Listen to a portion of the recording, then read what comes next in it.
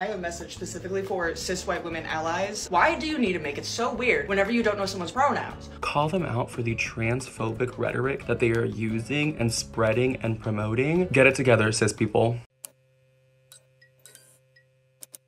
What does it mean to be a trans ally? If you think it means that you support your trans friend, you're wrong. That is the old definition and the definition of a transsexual ally. It's a lot more complicated to be a transgender ally. Transgender refers to the fake trans people, the ones who fake being trans for clout. And due to activism, being an ally to trans and non-binary people means questioning and unlearning these ideas and being open to new ways of understanding gender. It means appreciating gender diversity. If you have a friend who actually deals with gender dysphoria, has transitioned medically, and you love and support them, you don't need to label yourself. It doesn't matter who you're friends with, you're supposed to support them. You're supposed to love them. Real transsexuals don't require their friends to do a lot of research, to walk with them in parades, or anything like that. It's stupid. This definition right here is why I know the term trans ally is an activist term, because according to this definition, you need to unlearn everything you know about gender.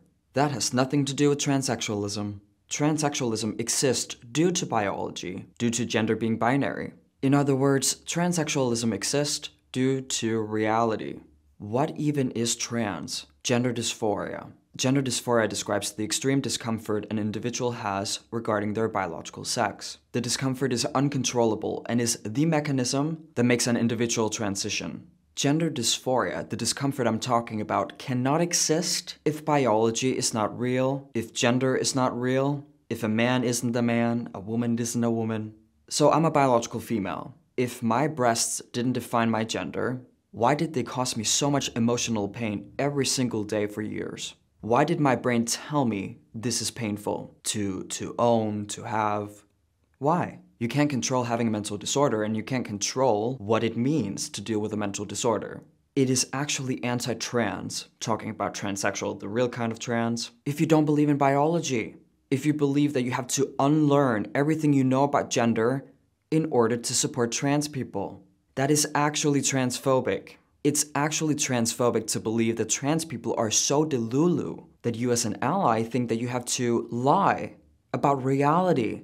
When I started dating my boyfriend a couple of years ago, he was very honest about my situation. He made me highly aware of the truth about my transition, the truth about my biology. At the time, I wasn't used to that honesty because a lot of my female friends maybe felt like they couldn't be as honest. But it makes sense, a lot of trans allies are women. I only see women in the who can be the best trans ally competition. Here's an example.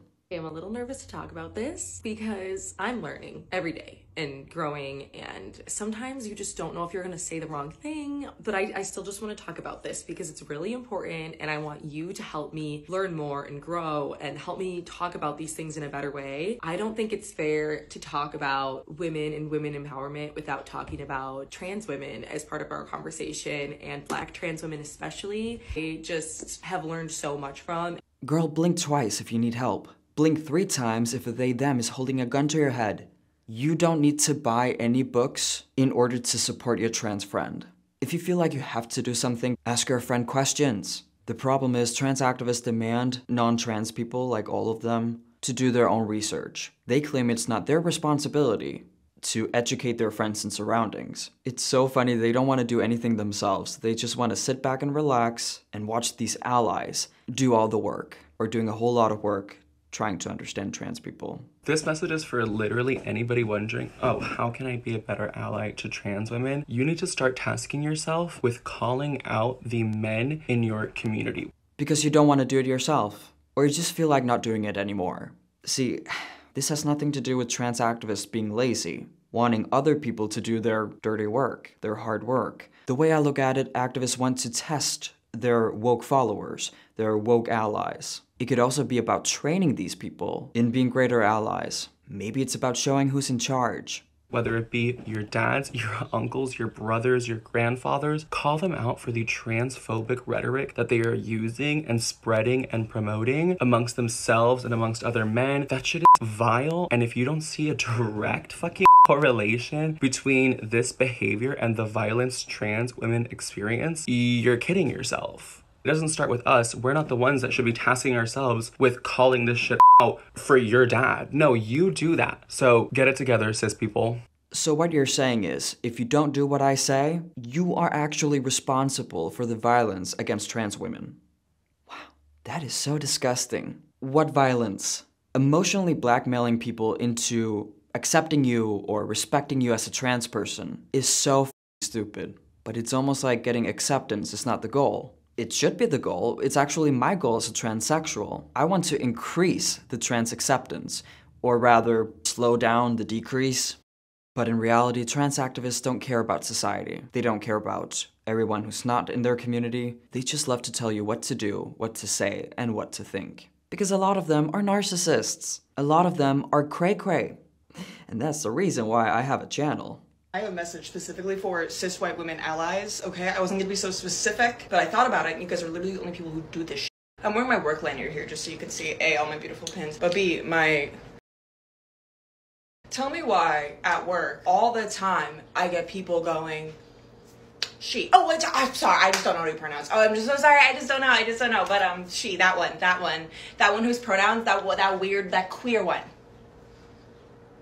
Let's pretend this is true and you are experiencing this. They would say this to you because you look like one of those. The septum piercing, the short hair, the crazy amount of pins. You look like someone who would get extremely offended if someone called you she, even though you are a she. But I highly doubt that someone called you that queer one. But even if someone did, is that an insult? I thought queer was a serious identity. First of all, look with your eyes. Read. No one has to read anything to talk to you, to interact with you. And even if they do read your pins, you're still a she. No matter how many pins you have on your body that says, call me they, call me Zimzer, you will always be a she. Unless you go on testosterone, of course, but I hope you don't. Just so you all know, this woman is not trans. Whatever she's doing has nothing to do with transsexualism. The way she's reacting in this video has nothing to do with gender dysphoria. People with gender dysphoria know they don't pass. In the beginning of their transition, they know their surroundings won't automatically use the opposite sex pronouns.